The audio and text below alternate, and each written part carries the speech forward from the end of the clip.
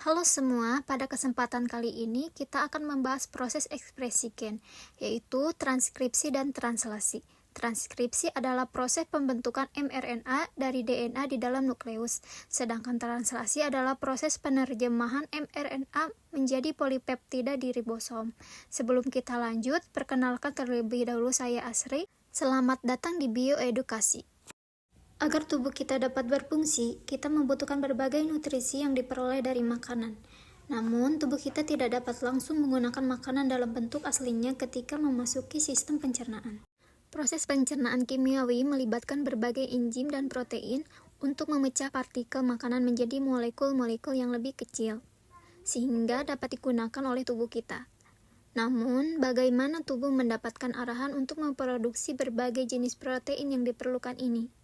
Instruksi untuk memproduksi protein terdapat dalam DNA kita. DNA mengandung gen, yaitu rangkaian nukleotida yang terdiri dari wilayah pengkode RNA. Wilayah ini dimulai dengan promotor dan diakhiri dengan terminator. Gen juga memiliki sekuens regulatori yang dapat ditemukan di dekat promotor atau di lokasi yang lebih jauh untuk mengatur proses ekspresi gen.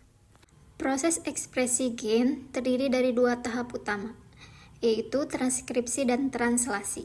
Pada sel eukariotik, transkripsi berlangsung di dalam nukleus, di mana DNA digunakan sebagai cetakan untuk menghasilkan mRNA. Sementara itu, translasi terjadi di sitoplasma, di mana mRNA digunakan untuk menyusun polipeptida yang nantinya akan dimodifikasi menjadi protein fungsional. Selama transkripsi, DNA pada gen digunakan sebagai cetakan untuk membuat mRNA dengan bantuan enzim polimerase. Proses ini terjadi dalam 3 tahap, yaitu inisiasi, elongasi, dan terminasi. Pada tahap inisiasi, wilayah promotor pada gen berfungsi sebagai titik pengenalan bagi enzim RNA polimerase untuk perikatan. Dalam proses ini, sebagian besar ekspresi gen dapat dikendalikan sehingga pengikatan RNA polimerase ke promotor dapat diatur dengan cara mengizinkan atau memblokir aksesnya. Setelah berikatan, RNA polimerase membuka heliks ganda DNA, memisahkannya menjadi 2 untai tunggal. RNA polimerase terus meluncur di sepanjang untai cetakan DNA. Basa nitrogen RNA berpasangan secara komplementer dengan DNA, membentuk rantai mRNA yang terus memanjang mencetak mRNA dari arah 5 ke 3. Ketika RNA polimerase mencapai terminator, maka proses transkripsi berhenti. Kemudian, RNA polimerase akan dilepaskan dan mRNA yang baru terbentuk siap untuk proses selanjutnya. Untai RNA pembawa pesan atau mRNA selama transkripsi mencakup daerah yang disebut ekson, yang mengkode protein, dan bagian non-pengkode yang disebut intron.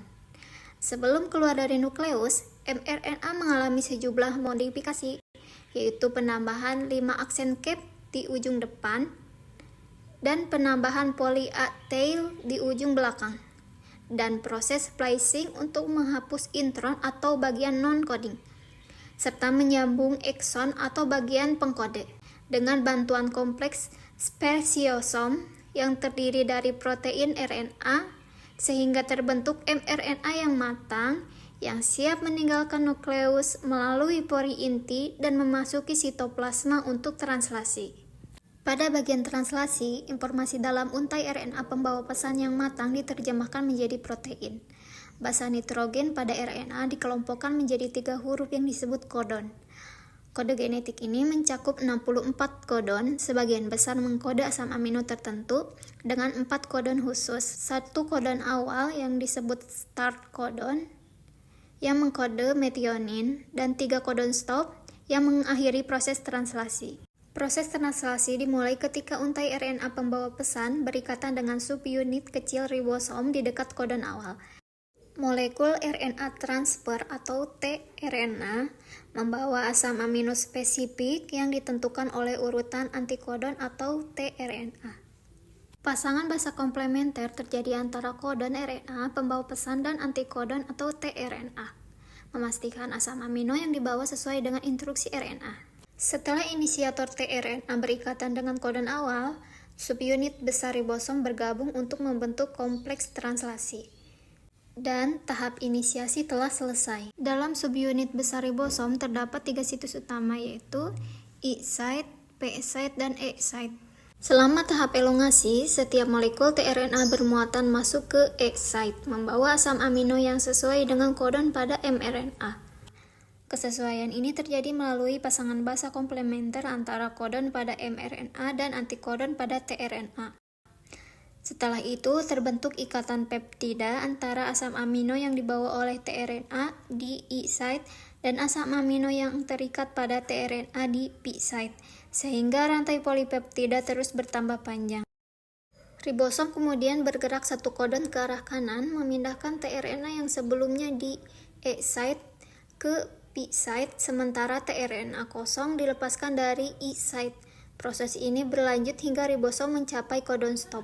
Ketika kodon stop tercapai, faktor pelepasan masuk ke E site menyebabkan polipeptida yang telah terbentuk dilepaskan dari ribosom. Kompleks kemudian terdisosiasi dan ribosom dapat kembali digunakan untuk memulai translasi baru. Setelah translasi selesai, polipeptida yang dihasilkan seringkali memerlukan modifikasi lebih lanjut agar menjadi protein yang fungsional. Modifikasi ini dapat berlangsung di organel seperti retikulum endoplasma dan badan Golgi. Sebagai contoh, polipeptida dapat ditranslasikan ke retikulum endoplasma, dimodifikasi melalui badan Golgi. Kemudian disekresikan melalui membran plasma ke dalam lumen saluran pencernaan. Protein yang dihasilkan dari proses ini sangat penting untuk menjalankan sebagian besar fungsi fisiologis tubuh, seperti memecah partikel makanan dalam pencernaan yang memungkinkan tubuh memperoleh nutrisi esensial. Proses transkripsi dan translasi inilah yang memungkinkan produksi protein secara efisien dan akurat.